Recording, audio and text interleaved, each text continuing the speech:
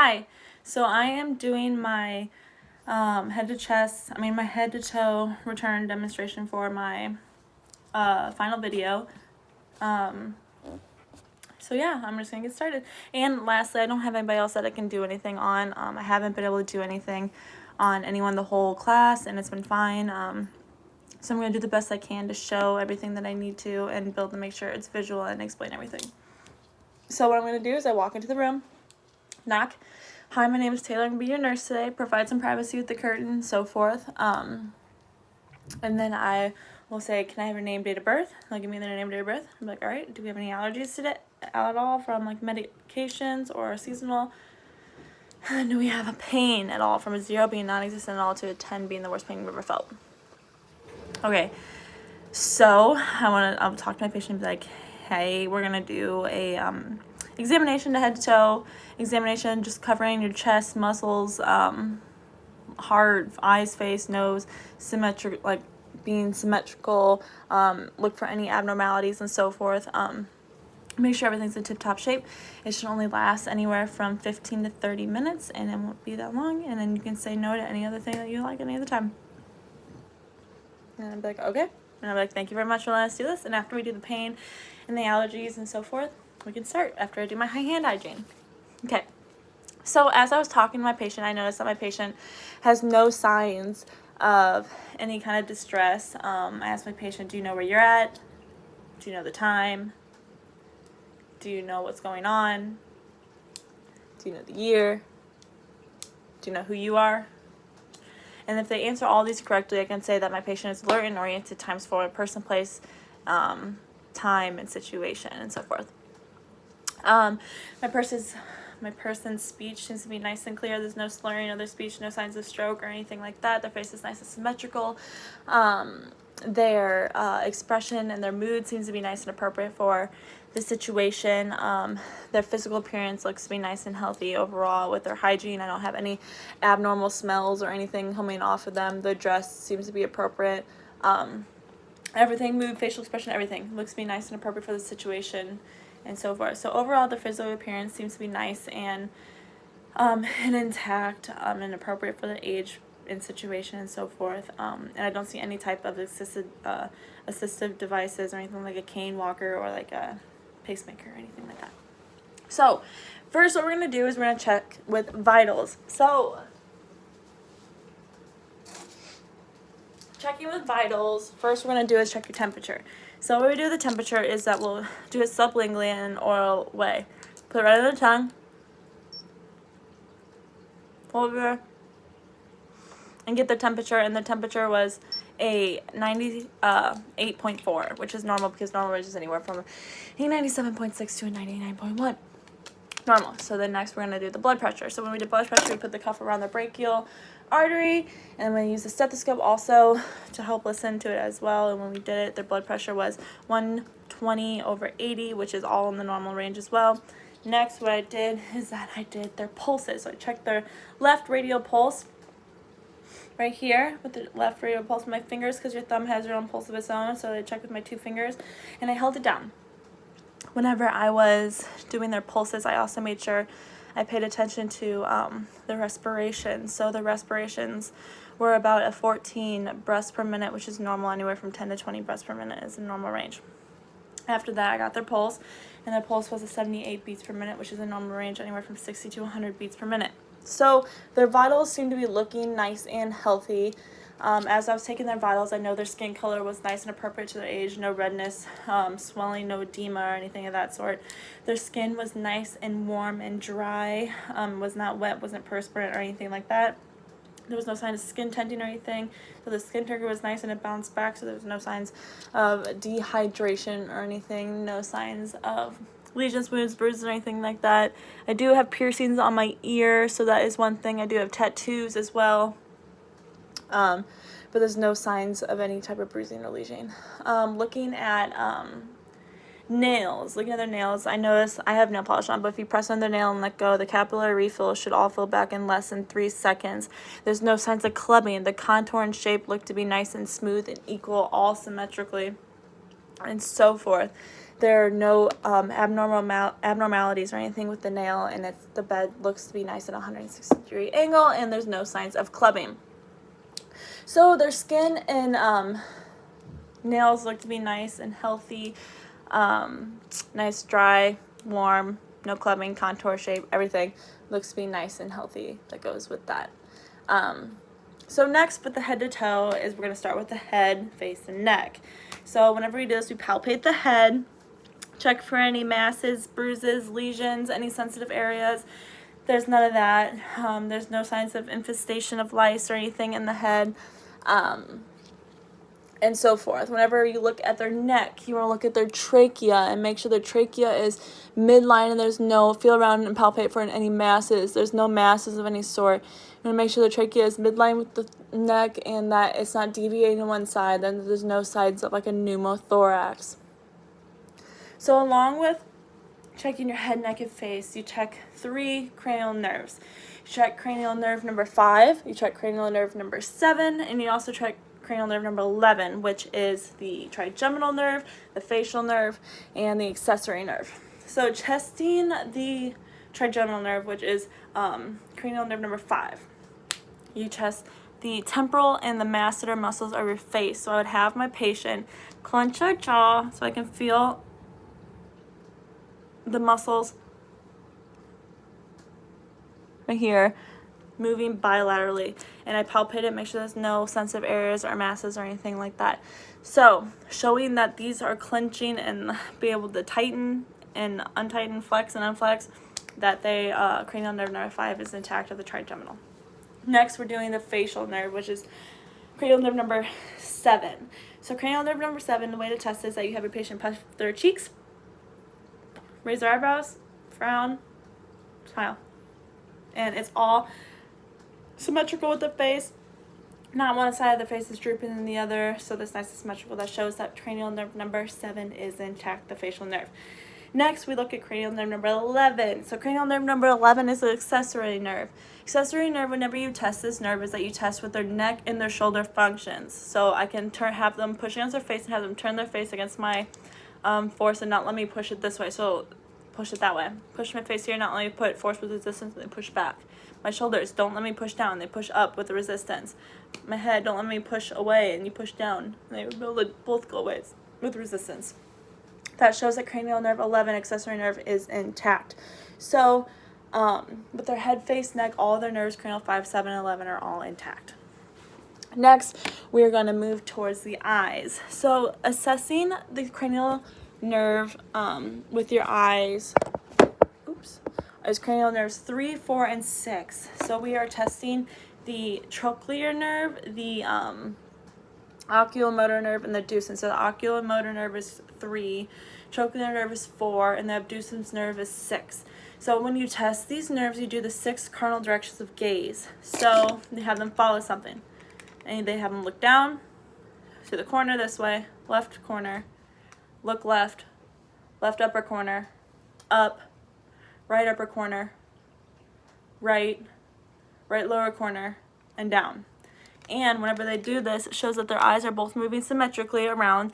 Not one eye is lazy, having a lazy eye, not one eye is fixated straight. They're all moving in the same direction at the same time, which means that cranial nerves number 3, 4, and 6, oculomotor, trochlear, and abducens are all intact. When you look at the eye, you make sure that their sclera is nice and clear and white. Their conjunctiva is nice and pink and moist. There's no signs of redness, drainage, lesions, or abnormalities with that. You look at their eyebrows and their eyelashes and their eyelids, and there's no signs of infestations or anything. Their hair is all distributed evenly through. There's no signs of edema, no redness, no discharge, nothing like that sort. Lastly, when you do with the eyes, you check perla.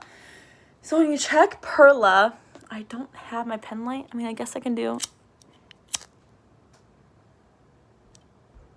You see how my pupils constrict and go out? So I know that's not probably the best thing. You'll use a pen light, not a lighter, but that's all I have.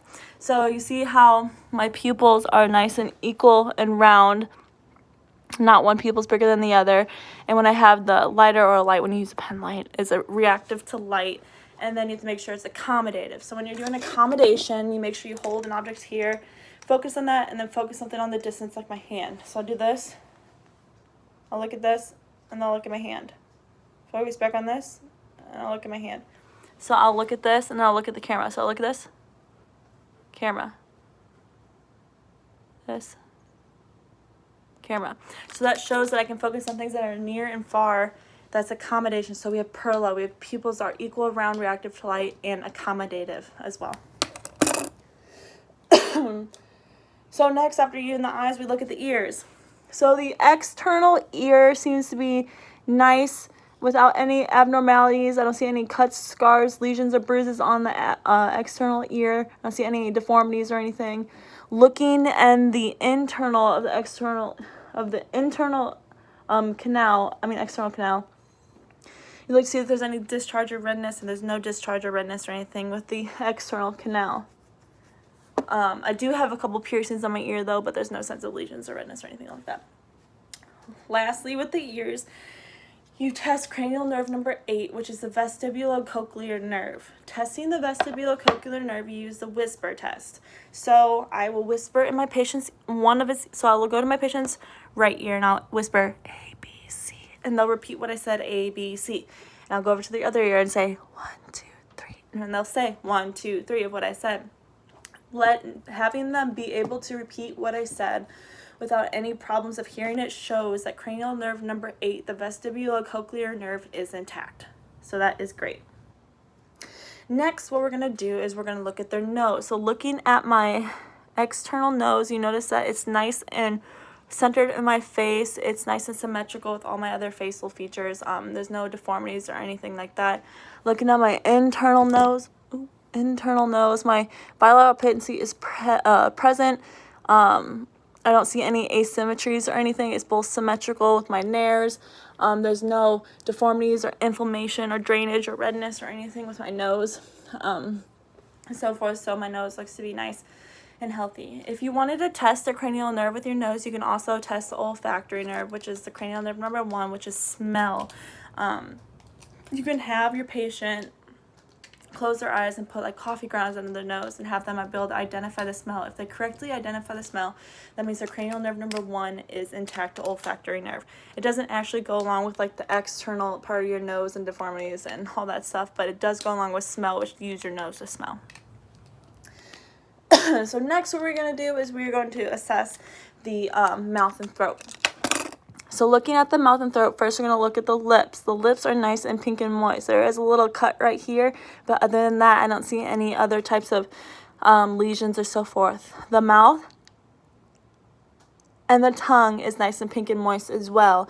The gums are nice and pink and moist as well with no signs of gingivitis. My buccal mucosa is nice and pink and moist as well. And then my palate in the back is nice and pink and moist as well. My teeth look nice and healthy. There's no signs of periodontal disease or anything like that, and so forth. So with the mouth and throat, we test 3 different nerves. We test the cranial nerves number 10, 9, and 12. So we test 9, which is a glossopharyngeal nerve, and then we test 10, which is the vagus nerve, and then 12, which is the hypoglossal nerve. Testing 9 and 10 you can do together, doing knowing that they're talking. Whenever you have them say ah, you'll see my uvula deviate, or not deviate, rise. Ah, ah. And you can see, and that shows that the gag reflex is intact. So that means that my cranial nerves 9 and 10 are intact. And if I swallow too, that shows it's intact.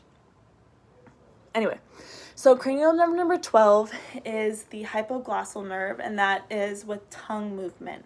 So I can freely move my tongue, and my tongue's not deviating to one side, which means my tongue is freely movable, and that shows that my hypoglossal nerve is intact for cranial nerve number 12. So the mouth and tongue look to be nice and healthy. Next, what we're going to do is we're going to test the respiratory system. So looking at my anterior chest, we're going to look at while I'm breathing. And I notice that my chest looks to be nice and symmetrical. No deformities or abnormalities with my chest. No like leaning to one side or the other, showing any signs of kyphosis, lordosis, or scoliosis. So my spine seems to be nice and healthy and straight and have good curvature. I don't see any types of accessory muscle use of like using my shoulders to help breathe with my diaphragm and pushing up and so forth. So next what we're going to do is I'm going to also take the lung sounds. Doing the lung sounds, when you do it anteriorly, you can assess the right middle lung anteriorly, but when you do it posteriorly, you cannot assess the right middle lung. So I'm going to do this the best I can, trying to make sure you see it. So when assessing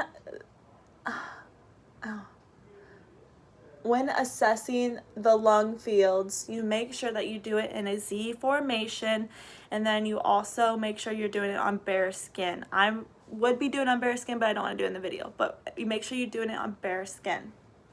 So first, you do the right upper lung, which is right here under your armpit, right here.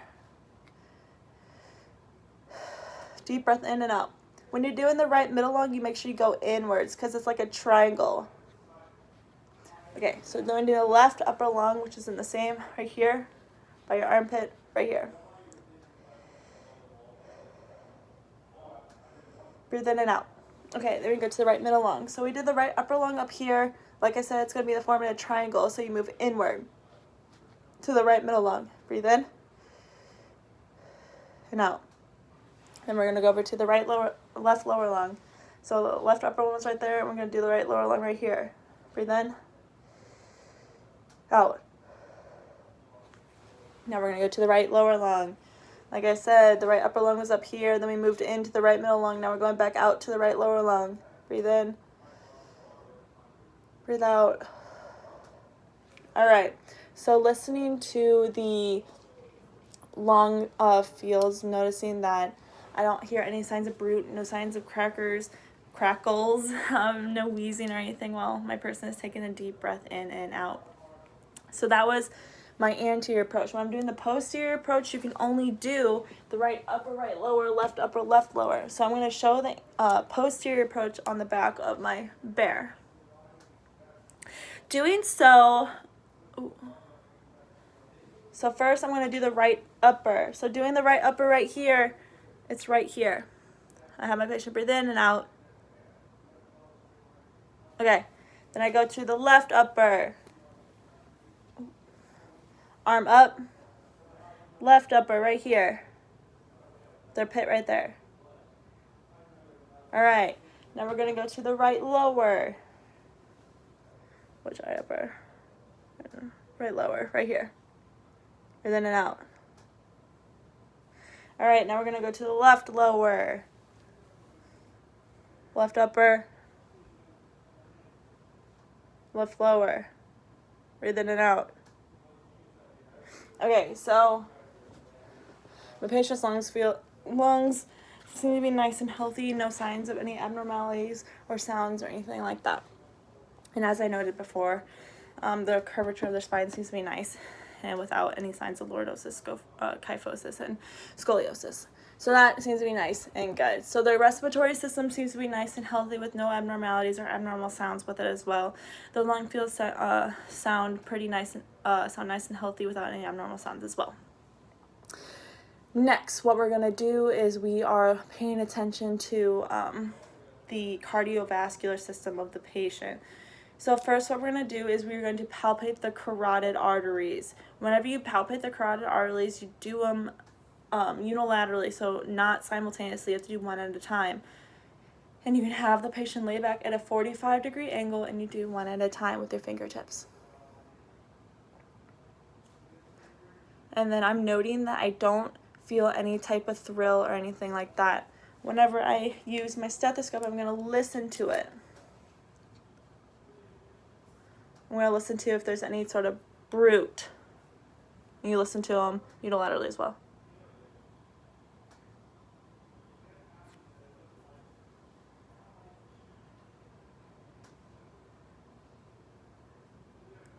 So I don't hear any signs of brute as well with it. I don't have any jugular vein distension present as well. No signs of edema as well either. So we're going to check some pulses. First we're going to check the left and right radial pulses, which is right here, right here. I use my fingertips because if you use your thumb, you have your own pulse, so check that. And my radial pulse is nice and strong, with a 2+ bilaterally on both arms. Next, I'm going to do my dorsalis pedis, which is on top of my foot, right here. And then that pulse is at a 2+ as well. And then after your dorsalis pedis pulse, we're going to do your posterior tibial pulse, which is the inside of your ankle, right here.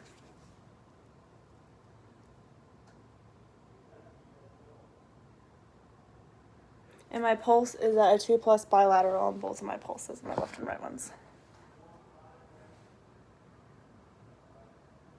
As along with my dorsalis pedis pulse, my left and right bilaterally.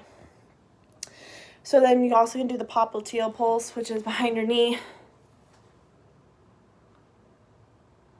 And that pulse is at a 2+ bilaterally as well.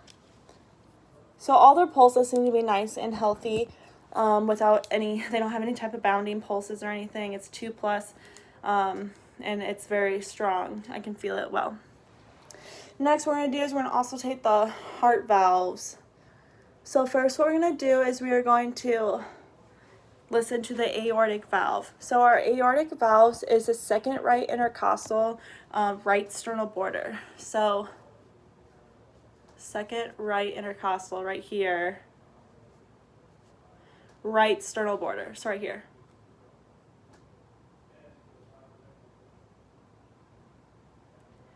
And it has a nice strong pulse. Next, we're going to do the pulmonic valve, which is a second intercostal, move over here, left sternal border, which is a strong pulse.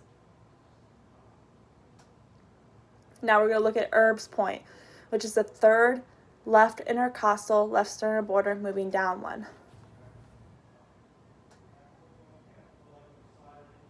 And the pulse is strong. Next, we're going to look at the tricuspid valve. So with the tricuspid valve, I talked to my teacher, with Professor Wetzler, and she said it's a fifth intercostal with the left sternal border. But then I also read it's the fourth intercostal left sternal border in my book. So I'm going to go along with my book. So it's the fourth intercostal left sternal border right here.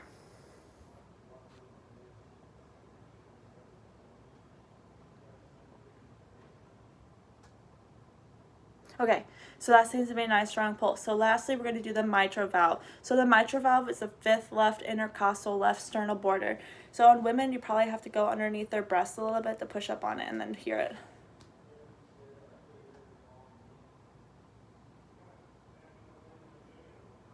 And the pulse seems to be nice and strong as well. So overall, the chest of me, my patient, is nice and healthy. The heart valves seem to be nice and strong with pulses. Their pulses with radial pedal pulses, and their dorsalis pulses are nice and strong at all, both with the 2+.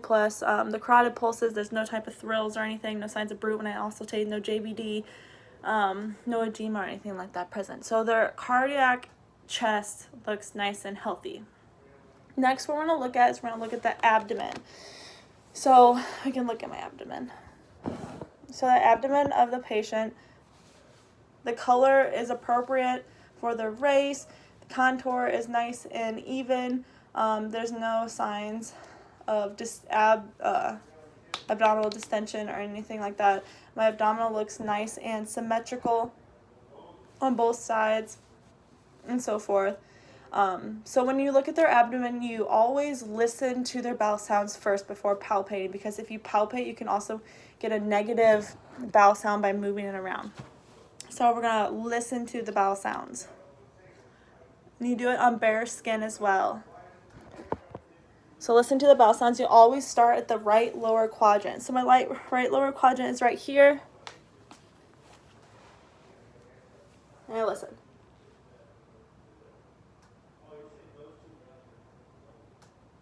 And I hear good bowel sounds. Then I go up to the right upper quadrant.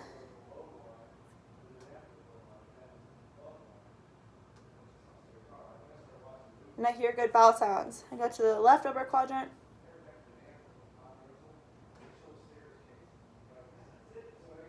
Bowel sounds are present. Then I go to the left lower quadrant.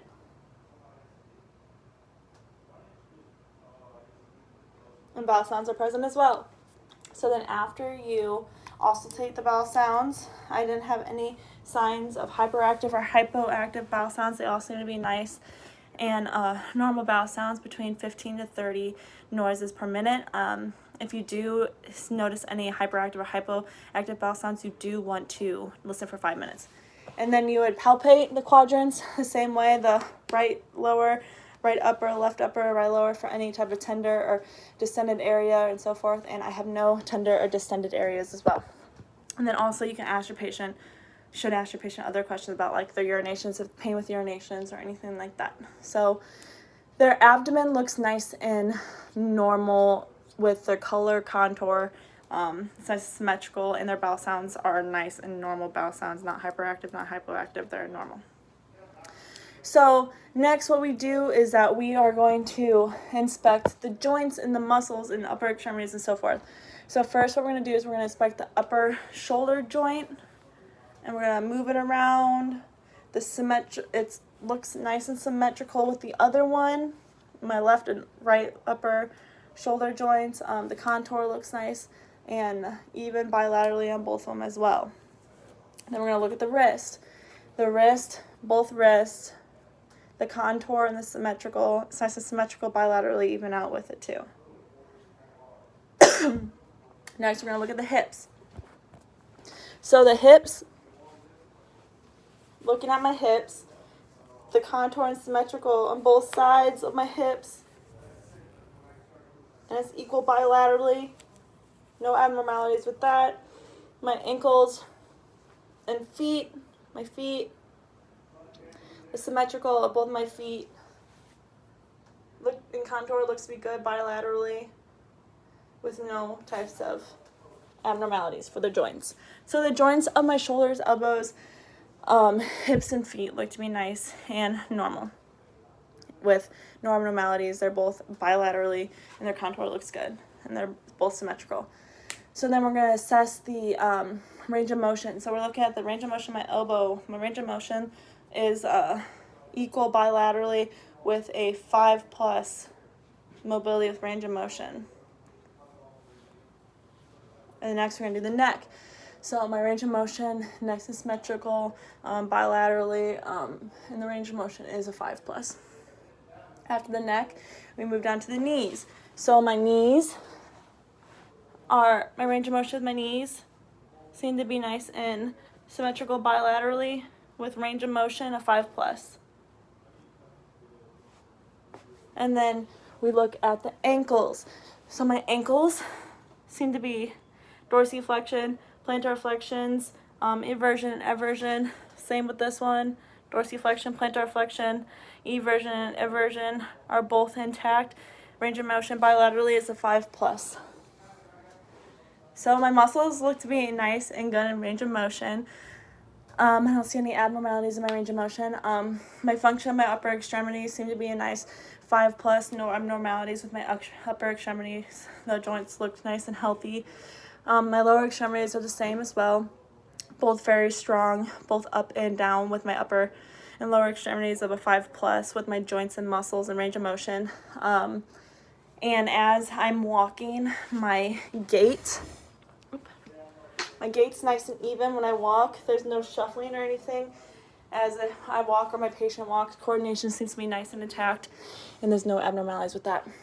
So I just want to say thank you to my patient. I'll assess their pain level again from a 0 to a 10, 0 being non-existent at all to a 10 being the worst pain you've ever felt.